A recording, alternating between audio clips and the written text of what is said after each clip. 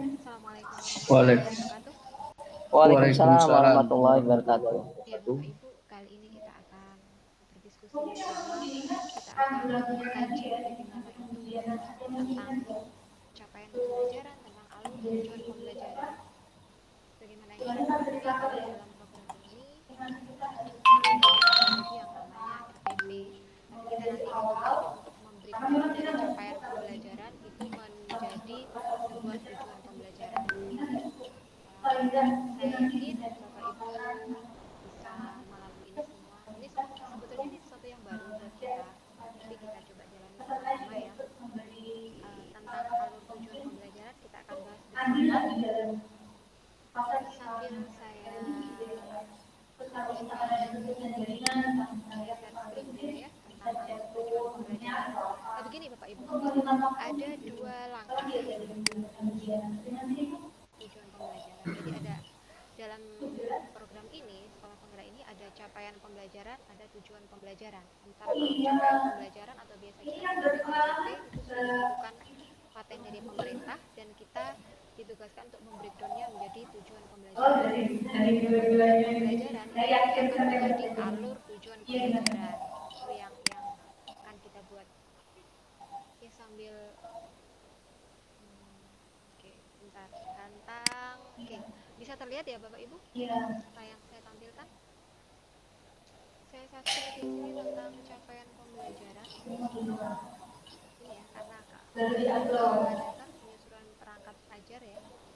Jadi dia kalau capaian pembelajaran, domain capaian pembelajaran itu nanti disusun oleh pemerintah. Sementara tugas kita adalah menyusun alur pembelajaran dan modul ajar. Nah, bagaimana itu nanti dalam tujuan pembelajaran?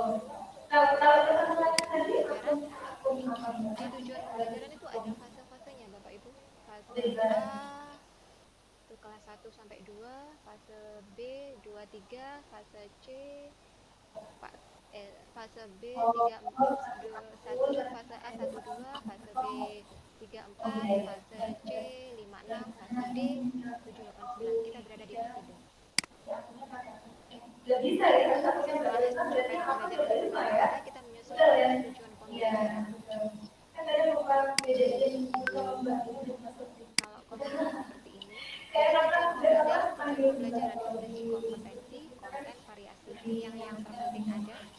Bisa terlihat ya Bapak Ibu yang saya share, yang saya tampilkan? Oke, sekarang kita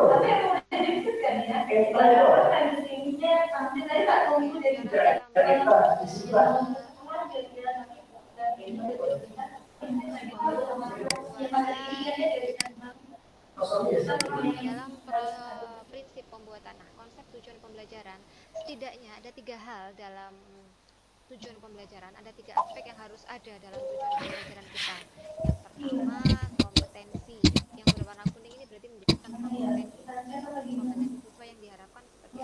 Kemudian konten berisi tentang konten, materinya, dan variasi, keterampilan yang sudah ditingkatkan bisa berupa keterampilan berpikir kritis, kreatif, dan tingkat tinggi. Seperti ini contohnya. Ada langkah-langkahnya mungkin Bapak Ibu bisa terlihat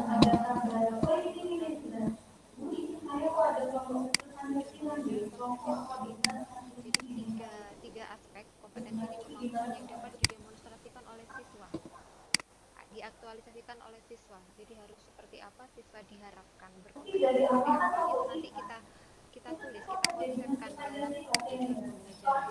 Ini harus berupa kata kerja operasional mengacu pada taksonomi Bloom yang menyajikan, menjelaskan, dan seterusnya ya Bapak Ibu. Ada C1, C2, C6. Kemudian selain konsep, dalam tujuan pembelajaran itu harus ada konten.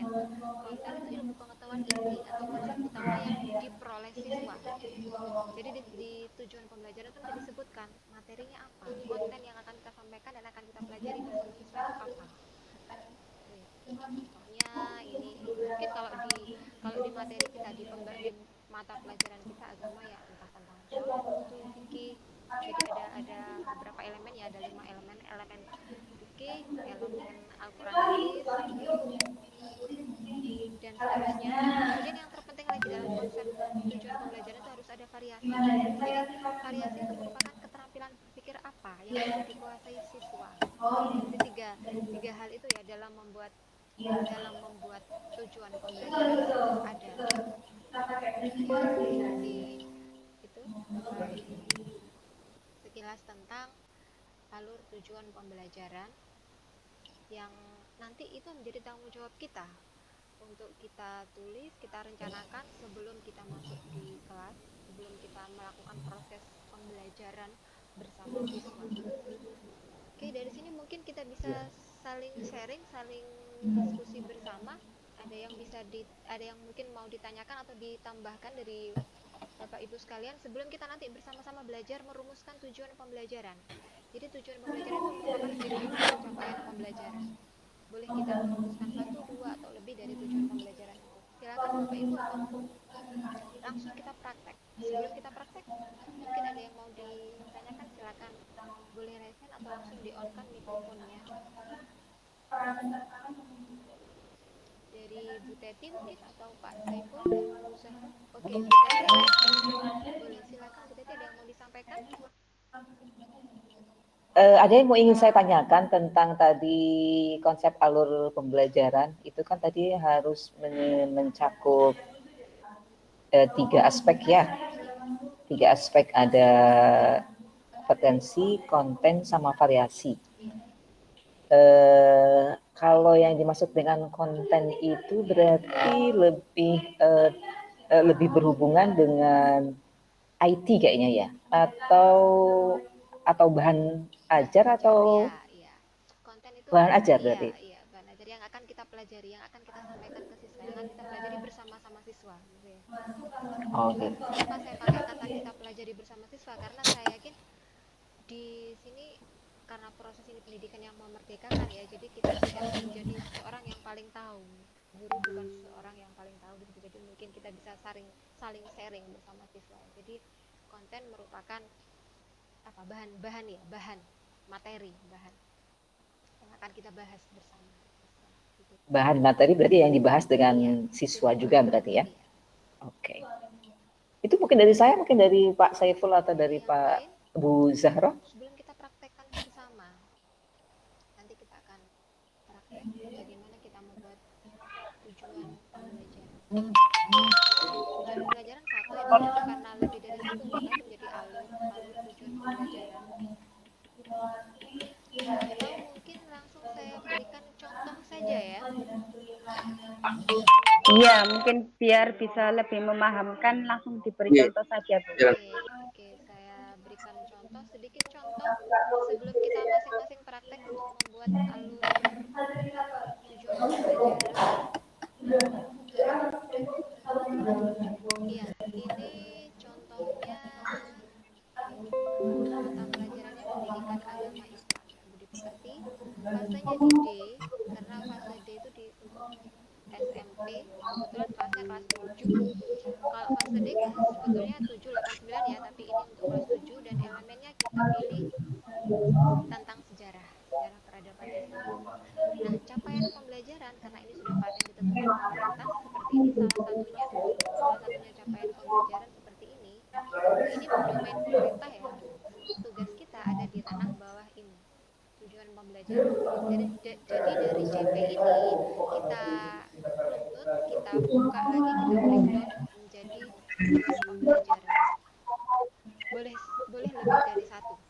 Jadi kalau kita preteli lagi, tujuan pelajaran 1 misalnya menjelaskan bagaimana awal mula, endingnya kan nanti ini merupakan alat mulia dari kisah Nabi.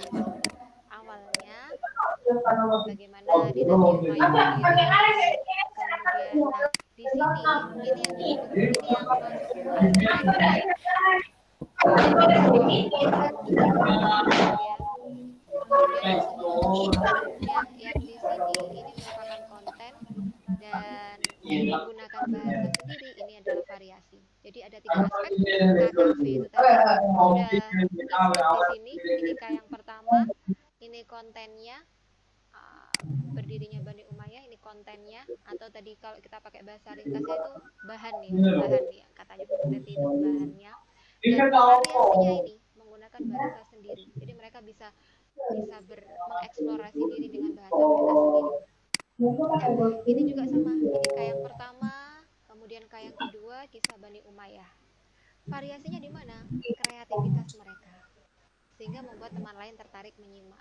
Ini 3 aspek sudah terinclude dalam KKV, dalam alur tujuan pembelajaran. Jadi 3 aspek itu. Ini salah satu contohnya saja Bapak Ibu. Mungkin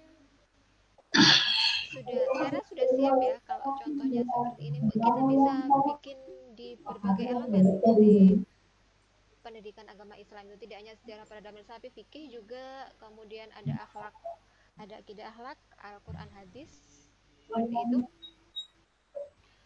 Oke, sekilas sudah bisa disimak ya Bapak Ibu contohnya. Setelah ini kita akan praktek membuat tujuan pembelajaran sehingga menjadi ATP, alur tujuan pembelajaran.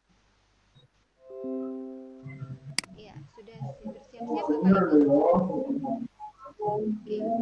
Tapi sebelum kita lanjut praktek membuat ATP, kira-kira ada yang masih perlu dibahas lagi tidak? Aku Bu, kita terhandle waktu yang ditentukan oleh Bapak juga. Ini tadi sudah berapa menit? Saya lupa tadi melihat jamnya. Boleh.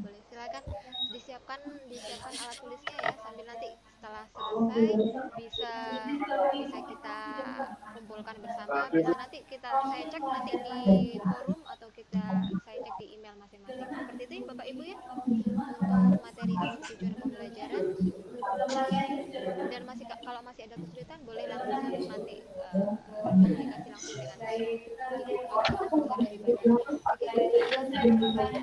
Baik, terima kasih Bu dan Bapak Ibu, demikian yang bisa saya sampaikan. Semoga bermanfaat dan kita lanjutkan ke materi-materi berikutnya. Semoga kita diberi kesehatan untuk terus menjalankan peraturan ini. Amin. Assalamualaikum warahmatullahi wabarakatuh. Waalaikumsalam.